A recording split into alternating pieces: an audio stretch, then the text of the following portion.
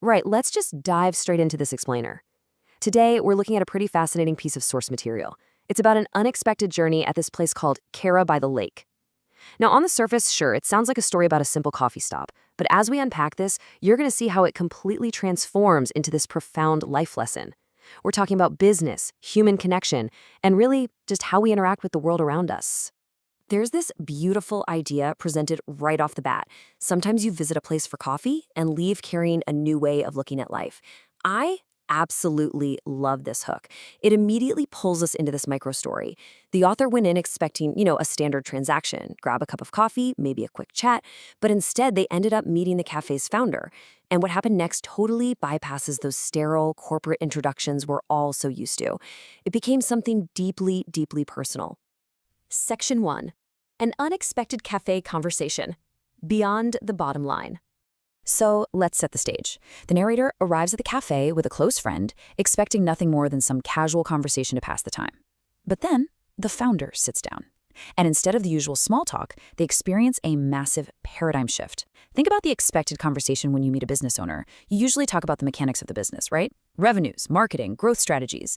But the actual conversation that unfolded at that table, they spoke about people. They talked about life. They dug into what it fundamentally means to be human. It completely subverted the typical networking small talk and replaced it with this incredibly authentic human connection. Section 2. The reality of human energy. What we carry through the door.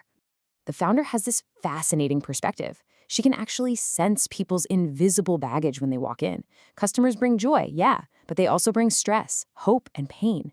The realization here is that a restaurant doesn't just serve food, it receives human beings. Just think about how powerful that distinction is. When you recognize that someone sitting at your table might be carrying immense pain, or maybe they're overflowing with joy, it completely changes your entire approach to hospitality.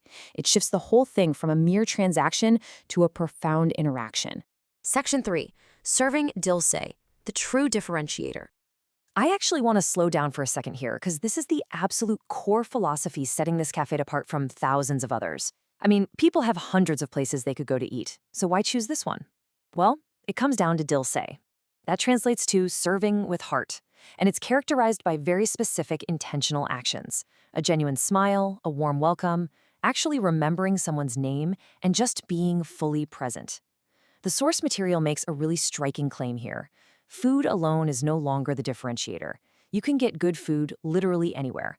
What makes the lasting, memorable difference is how you make people feel through these intentional, unforgettable, deeply human actions. Section 4. Disconnecting to truly connect. A contrarian approach. Now, to protect this unique, soulful atmosphere of serving with heart, the founder does something incredibly bold. No laptops. No co-working spaces. I mean, you kind of have to smile at that, right? Because in today's digital cafe culture, this is almost unheard of. Most cafes are literally designed for people to pop on noise-canceling headphones and just stare at screens for hours on end. But this founder, she actively discourages it. Her dream is absolutely not to build just another co-working space. Instead, her true values are entirely different. She wants people to enjoy the food, to enjoy the people they came with. She wants them to enjoy conversations, enjoy the lake right outside, and honestly, just enjoy being alive. This is the true value proposition of the cafe. It really emphasizes that in our hyper-connected digital world, being truly present in the physical moment is an incredibly rare and valuable commodity. And you know what? That environment actually works. Look at this takeaway. Some places feed the stomach, some places quietly nourish the soul. The author shares that the friend who accompanied him to the cafe is actually building a startup focused on mental well-being. And because of the environment the founder curated, completely free from laptops and digital distractions, their conversation just naturally flowed into topics of mindfulness, emotional health, personal growth, and becoming better human beings. The physical space itself actively encouraged that deep nourishment. Section 5. The ultimate business lesson. The real product is experience. Let's see how this builds from a beautiful micro-anecdote into a macro lesson that is applicable to literally any business, startup, or leadership role. Honestly, this is perhaps the most vital concept to grasp. The assumed product of a cafe is the coffee, the food, the physical ambience. We think that's what we're buying. But the real product, what the founder is actually selling, is the profound emotional experience of feeling welcomed, feeling seen, feeling accepted, and being truly present. The true product being sold isn't physical inventory, it's genuine human connection. Ultimately, products may attract people once, but genuine human connection is what brings them back. Right before the author left the cafe, the founder warmly invited him to return and specifically asked him to bring his wife next time. And the author noted that this didn't feel like some slick marketing tactic to acquire a returning customer. Not at all.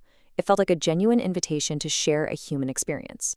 Which leaves us with this final, incredibly powerful question. People have many choices. What experience will they remember after they leave us? I really want to leave this provocative thought with you for a moment. Whether you're running a restaurant, building a startup, leading a corporate team, or just interacting with your family, people rarely remember the exact details of what you offered them, but they always remember how you made them feel. So I challenge you to reflect on this today. How can you apply this Dil Se philosophy, this serving with heart, to your own professional and personal interactions? Really think about the energy you're receiving and the experience you are creating.